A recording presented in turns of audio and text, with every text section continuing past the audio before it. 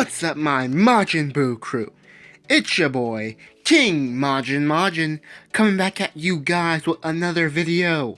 And today, I will be doing, what if Deku had the Sword of Protection from the series She-Ra. If you haven't seen the Netflix original series, not the Netflix series She-Ra, go check it out, I love it. And for the person who suggested this with us idea, here you go, man. You put this down in the comments for a few of my videos, actually. And I finally got around to making it. I really liked your idea, so here's the video, and I'm rambling on, so without further ado, let's get into what if Deku had the Sword of Protection. Now let's jump into it. Deku's life would generally go the same. He would admire heroes like All Might and all that stuff, the same as in the original canon. Bakugo would get his quirk and become a jerk, bullying people for being weaker than he was. And Deku would still get the news about him being quirkless, shocking him and making him lose faith in himself. All the same stuff that happened in the original canon would happen 1 year before the start of the anime later. Deku would be walking home from school when Bakugo would come up right behind him saying, "Hey Deku, a little birdie of mine told me you were writing about me in that notebook again." Deku would turn around and say, "Oh, no, Kachan, and he would say, "I don't want to hear it." Explosions would then light up in Bakugo's hand, and he would come at Deku. Deku would run away, and Bakugo would chase right after him. Deku would be running through the forest, and as time passed on, he would realize that he got away from Bakugo, but it would have got really dark. He would have begun to try to make his way out of the forest, until he would trip over something sticking out of the ground. He would trip over and fall on his back, and out of nowhere, he would see a bunch of, I don't know what, but sparkles going all around the place. And as the sparkles faded away, a bright light would appear. This light would be shocking to Deku. He would think, what's going on? What is that bright light? But out of that bright light would come someone. "I am She-Ra, Princess of Power, protector of," and Deku would be like, "What the? How did you?" And he would be getting to mutter on like he does in the anime, and she would be like, "Who? Oh, calm down. And Deku would like, "Who are you? Where'd you come from? Where'd you get that sword?" And she would then pick Deku up, and Deku would keep asking the questions like, "Are you a hero?" And she would then say, "My name's Adora. I was raised in the Fright Zone. This sword, it was originally by the chosen ones, the first ones." And afterwards, she would just ramble on, giving Deku her entire life story. After she's done rambling, Deku would say, "So, you're not human and you were raised by aliens of some sort?" And she would say, "You call all that?" And Deku would say, "I have a habit of doing that myself.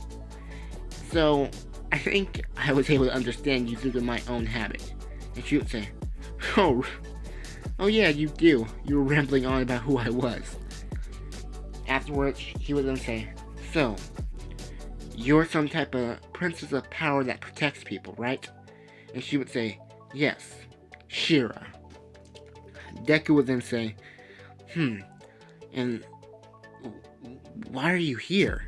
She would say, "Many years ago, I fought in a battle.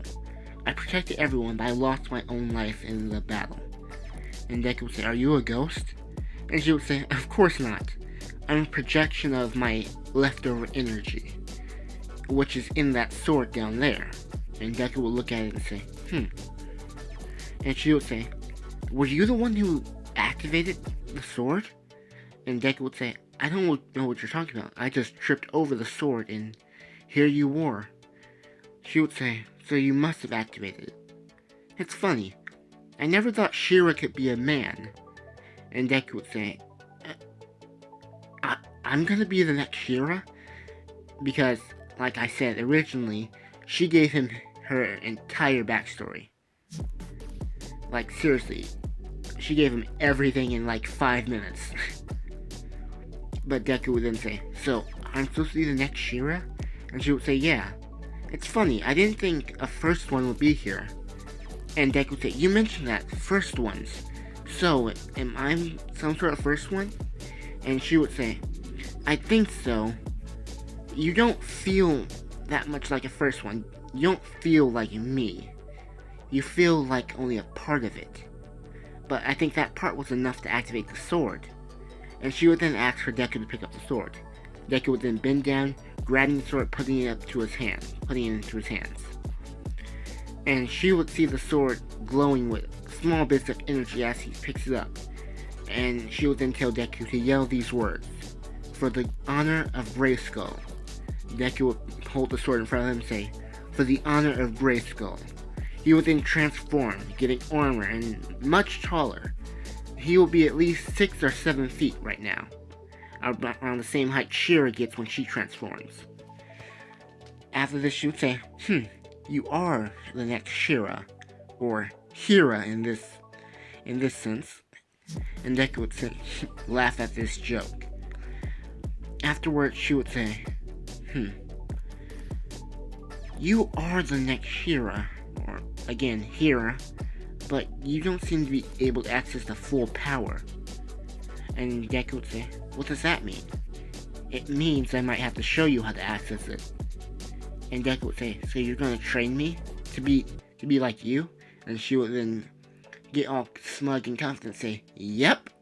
And Deku would say, will I be able to be a hero with this? And she would say, a hero? Of course you will. And Deku would say, even the number 1 hero? And she would say, number 1 hero? Afterwards, Deku would then explain about how his society has at least 80% of people with a special ability, and he was a part of the 20% without it. And about the Hero Society and All Might and all of that. She would say, that's awesome! And she would then say, only people with powers were the princesses. And Deku would say, And afterwards she would say, with this, I know you'll become a great hero. I'm not sure about number 1, but it depends on how hard you work for it. And Deku would then say, okay.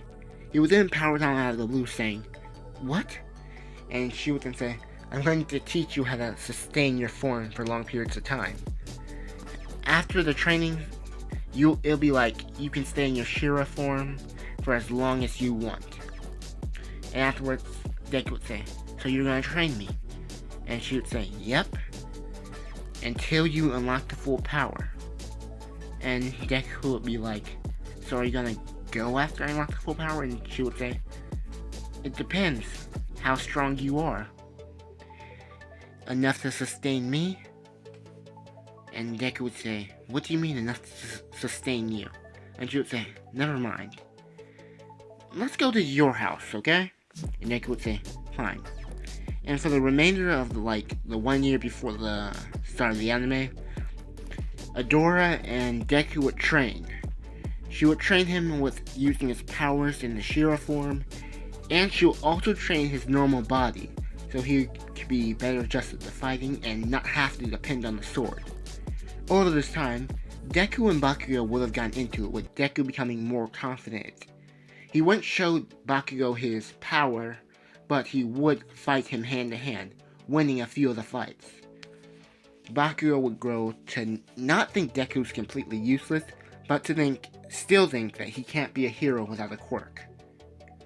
Over this time, Deku would be mastering all his abilities, learning different fighting styles, and learning general things about his power.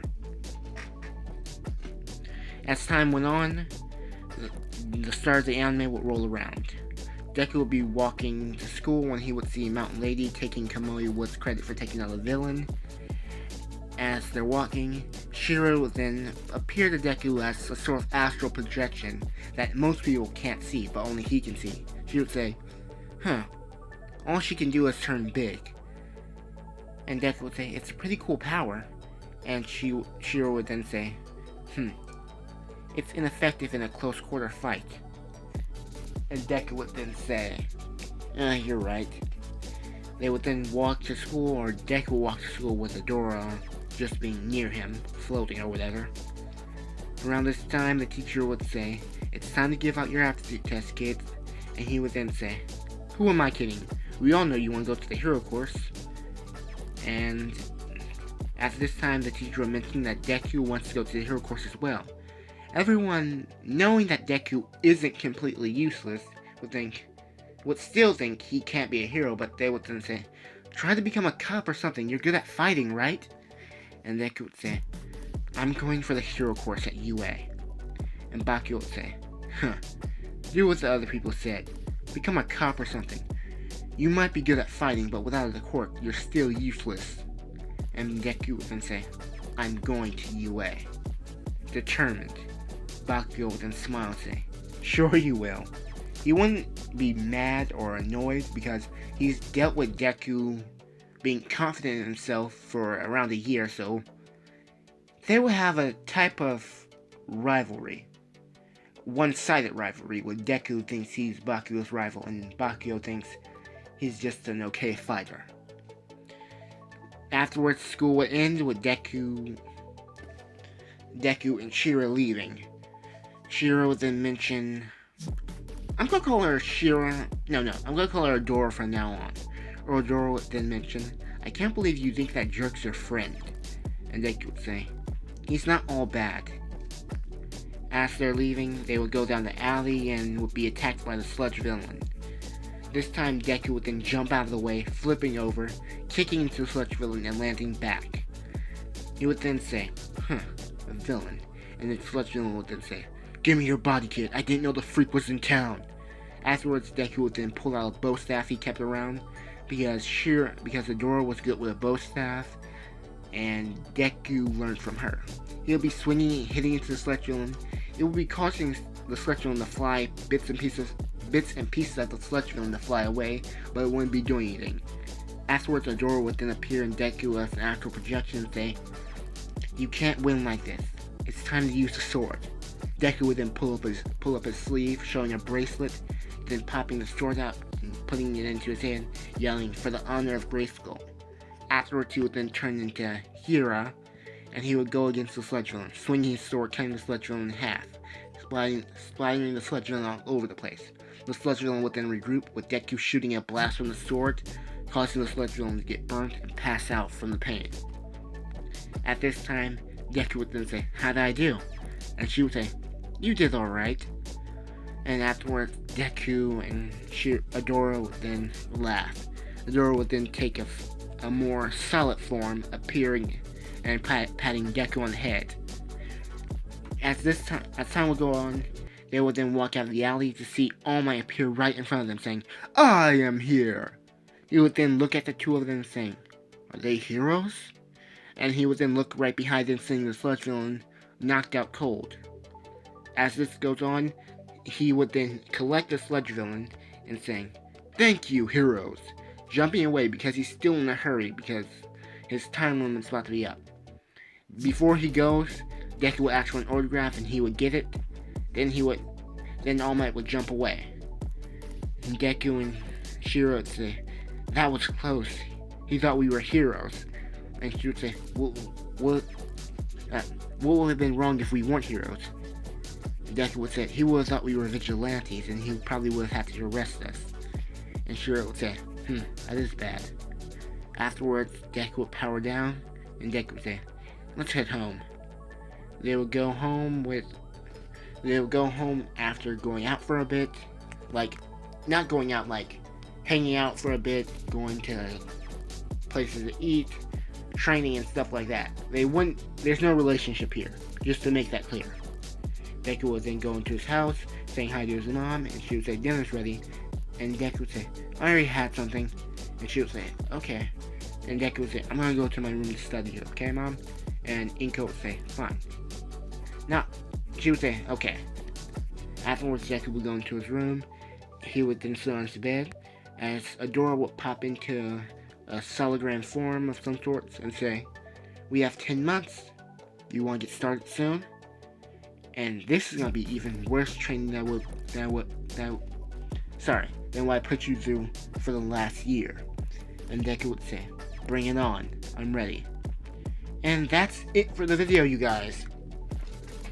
If you guys were expecting this to be a little bit longer, like, how long is this video? Oh, 14 minutes? Okay. I'm gonna build upon the story. It seemed a bit slow at first, but as time goes on, the story will get better and better. I promise you guys that. If you guys haven't already, like and subscribe. Comment down below any suggestions for the story to go on. And if you guys have watched to this point, comment down Shira. And, oh yeah, my Instagram and my Discord are linked, or not linked, or in my community tab. Go check that out. And, yeah, I'm rambling on again, and this has been King Majin signing out. Peace.